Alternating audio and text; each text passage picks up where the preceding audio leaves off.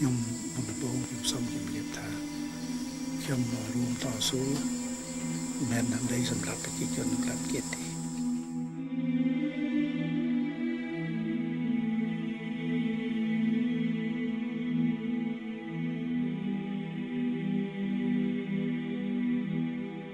You can't mention Cambodia without people drawing a connection to the country's bloody genocide past. This is a Tuol Sleng genocide prison of S21.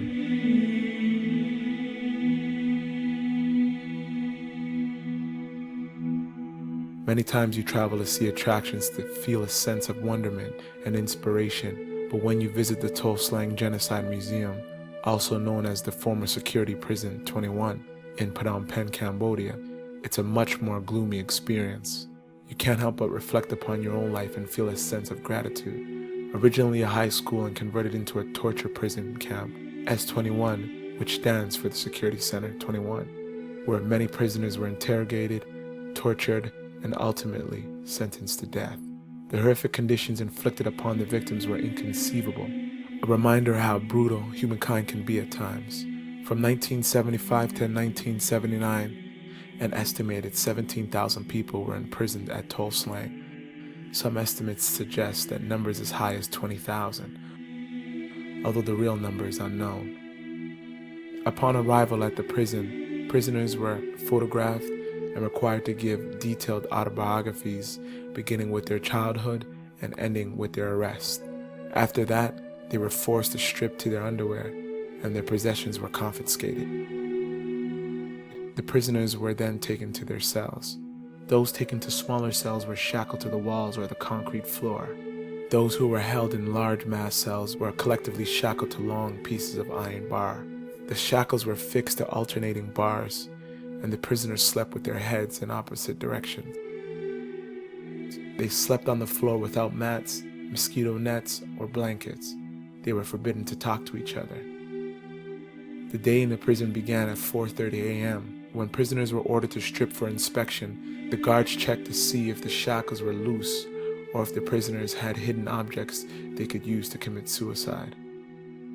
Over the years, several prisoners managed to kill themselves, so the guards were very careful in checking the shackles and cells. The prisoners received 4 small spoonfuls of rice porridge and watery soup of leaves twice a day.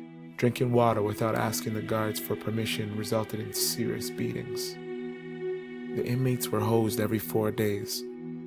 The prison had very strict regulations, and severe beatings were inflicted upon any prisoners who tried to disobey.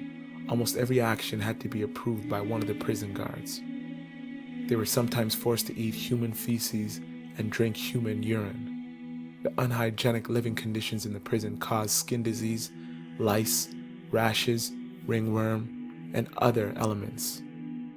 The prison's medical staff were untrained and offered treatment only to sustain prisoners' lives after they had been tortured and injured during their interrogations. Most prisoners at S21 were held for 2 or 3 months.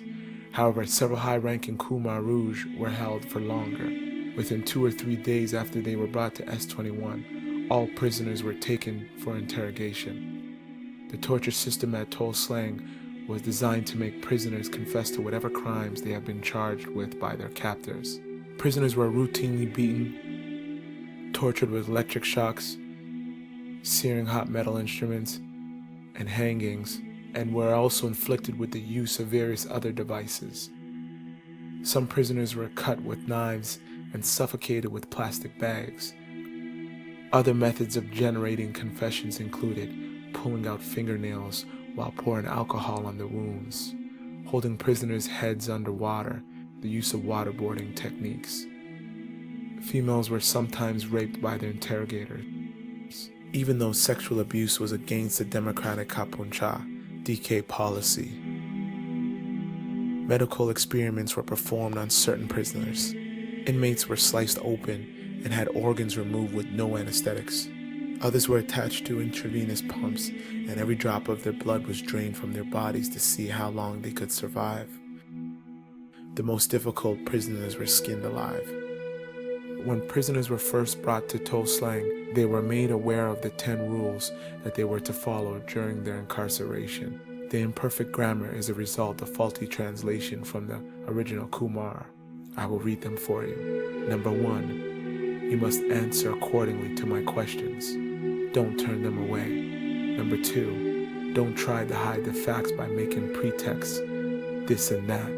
You are strictly prohibited to contest me. Number 3, don't be a fool, for you are a chap who dares to twat the revolution. Number 4, you must immediately answer my questions without wasting time to reflect. Number 5, don't tell me either about your immoralities or the essence of the revolution. Number 6, while getting the lashes or electrification, you must not cry at all. Number 7, do nothing, sit still, and wait for my orders. If there is no order, keep quiet. When I ask you to do something, you must do it right away without protesting. Number 8, don't make pretext about the Kapum Chakrom in order to hide your secrets or treachery. Number 9, if you don't follow the above rules, you shall get many lashes of electric wire. Number 10, if you disobey at any point of my regulations, you shall get either 10 lashes or 5 shocks of electric discharge.